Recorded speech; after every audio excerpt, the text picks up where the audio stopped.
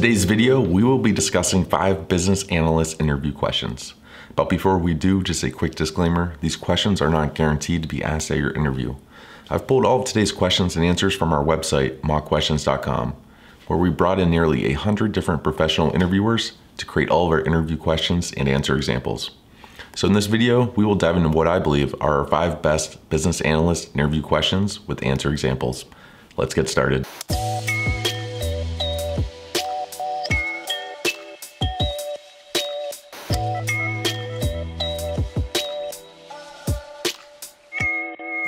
Question 1. What key strengths should a business analyst possess? An excellent business analyst will be analytical, a great critical thinker, and a fantastic problem solver.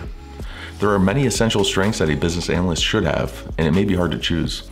Start by reviewing the job description or job posting, and pick out a few key strengths that the potential employer is seeking. Then form your response based on those keywords which you possess. Here's an answer example from our website. Looking at my key strengths and the strengths of other business analysts that I admire, I would say that an elevated sense of business operations through a variety of industries is fundamental. Also, to be a skilled listener who can read between the lines of what is said and what is truly happening is very helpful. Excellent data analysis is also an area where every business analyst should be highly skilled. Question 2. Tell me about your involvement in systems development lifecycle and user acceptance testing. An experienced business analyst will have exposure to SDLC, which is Systems Development Lifecycle, or Application Development Lifecycle. When a business introduces new software or applications to their organization, they need to make sure the change is well planned, tested, and then properly deployed company-wide.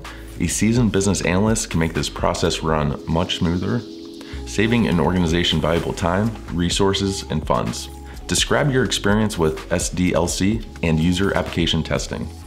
If you do not have exposure to these activities, be sure to express your interest in becoming involved and learning. I've worked with dozens of clients on developing a lifecycle for new software or applications. As far as user acceptance testing, I've tested on groups as large as 1,000 people.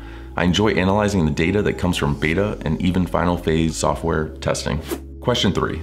What is benchmarking? And why is it important? By definition, to benchmark is to evaluate or compare with a preset standard. When a business analyst is benchmarking, they take a deep dive into a competing organization and then use those marks to set a standard for their own company. This deep dive can include hiring practices, return policies, product development, manufacturing procedures, and more. Explain to the interviewer how you, as a successful business analyst, use benchmarking to help your clients achieve their goals. In a nutshell, benchmarking is the practice of setting your business standards against your competitors. When properly utilized, benchmarking can help an organization to take a critical look at their competitors' performance and learn from mistakes of the past while benefiting from best practices which may already exist. This dive could include dissecting existing processes, the analysis of different sets of data, and developing an action plan around what your competitors may or may not be doing. Question 4. How do you determine the difference between a risk and an issue? If you have experience as a business analyst or a project manager, you know full well that there is a world of difference between a genuine risk and an issue. The interviewer wants to see that you are not going to overlook probability, but that you can also focus your attention on matters which are current problems. I treat risk as something that could occur in the future, and an issue is a risk that is currently happening. It's imperative to pay attention to both a risk and an issue. However, issues are usually more pressing from my experience.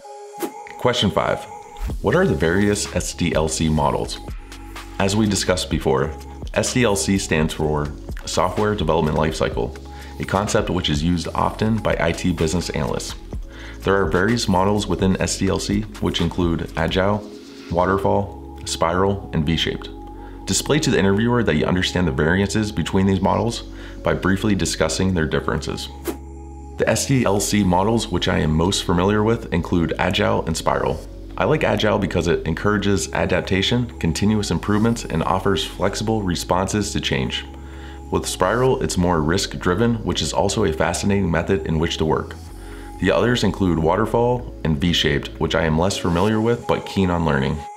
Thank you for watching.